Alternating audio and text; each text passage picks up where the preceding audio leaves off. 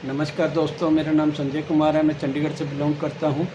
मुझे मिस्टर मनदीप जी के द्वारा मेरे पुराने मित्र हैं, जानकार हैं, और उनके द्वारा पता लगा कि इस तरह से एक व्यू नाउ नाम से एक कंपनी है जो कि डिजिटल एसेट के रूप में हमें रेंट देती है और कुछ इसमें से पार्टिकल परचेज़ करने पड़ते हैं। तो मैंने अपना उनके साथ पूरा प्लान सिस्टम को समझा और समझने के बाद मैंने 5 पार्टिकल से शुरुआत करी और 5 पार्टिकल की शुरुआत कर जैसे ही करी है, मेरे को नेक्स्ट मंथ से ही रेंट मेरा रेगुलर आना शुरू हो गया। जून 2023 से मेरा जो कि जर्नी स्टार्ट हुई थी और धीरे धीरे करते हुए मैंने अक्टूबर 2023 तक मैंने अपने 10 पार्टिकल प्लस कर लिए थे। और इसी तरह से फिर आगे मेरे पास जैसे जैसे फ़ंड अरेंज होता गया, कहीं से मेरे को फंडिंग आती गई, कुछ बैंकों से कुछ ऑफ़र्स आए, वहाँ से मैंने कलेक्ट किया, कुछ मैंने अपना जहाँ से भी मेरा कहीं से भी मेरा कोई जॉब से या कहीं से पैसा आ रहा था तो मैं इकट्ठा कर के तो इसमें डालता रहा और लगभग मेरे 40 पार्टिकल के आसपास और मेरे परिवार में हो चुके हैं, जो कि अभी मेरे ऊपर लगभग 15 लाख से ऊपर का कर्जा भी है। तो जिससे कि ये पार्टिकल की जो रेंट की जो इनकम आ रही थी मेरे पास, इस रेंट की इनकम से मेरे जो ईएमआईस भी जा रही थी और मेरे घर के खर्चे भी स्मूथली चल रहे थे। बच्चों की फीस जा रही थी, घर के रेंट जा रहे थे, सब कुछ ठीक ठाक चल रहा था। बट अक्टूबर 23 के बाद ईडी के कुछ कार्रवाई हुई है जिसके कारण हमारा रेंट रुका। सिस्टम से कंपनी से हमें कोई शिकायत नहीं है। कंपनी ने कभी भी जब तक हमारा रेंट ये आया है तो 2024 अक्टूबर 2024 तक रेंट आया है।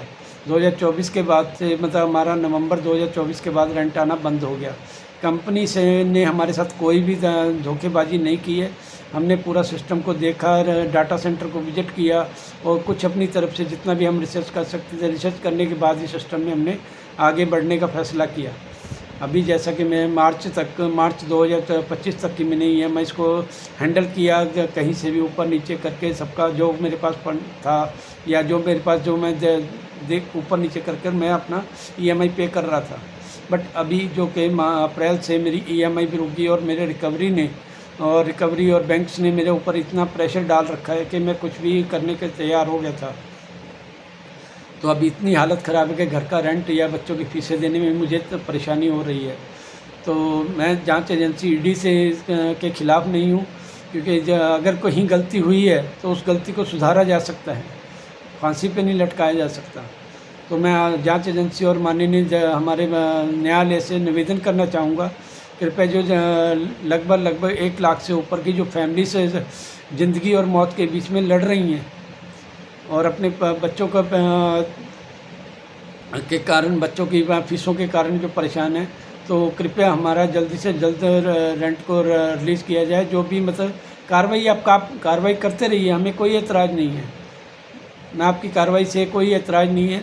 तो मेरे बच्चे अभी छोटे हैं तो उनके कारण मुझे बहुत ज़्यादा परेशानी आती है, बच्चों की फ़ीसों के कारण, उनके अदर एक्सपेंसेस के कारण। तो मेरे पास कुछ भी अभी इतना ज़्यादा नहीं। तो मैं आपसे फिर एक बार निवेदन करना चाहूँगा, कंपनी ने हमारे साथ कोई भी गलत नहीं किया, ना ही कोई हमारे साथ स्कैम किया। तो कंपनी अपनी जगह पे बिल्कुल हमारी नज़र में बिल्कुल सही है। हो सकता है जांच एजेंसियों को कहीं से कोई इन्फॉर्मेशन मिली है, कहीं इन्फॉर्मेशन मिली तो कुछ उन्होंने अपनी जो कार्रवाई करनी है वो करते रहे। हम उसके लिए मना नहीं कर रहे हैं। तो प्लीज़ हम आपसे निवेदन है, हाथ जोड़कर निवेदन है जांच एजेंसी और न्यायालय से कि हमारा जल्दी से जल्दी इस समस्या का समाधान किया जाए, रेंट जो हमारा रिलीज़ करने की शुरुआत की जाए, ताकि हम और हमारी ज़िंदगी को हम स्मूथली जी पाएँ। धन्यवाद।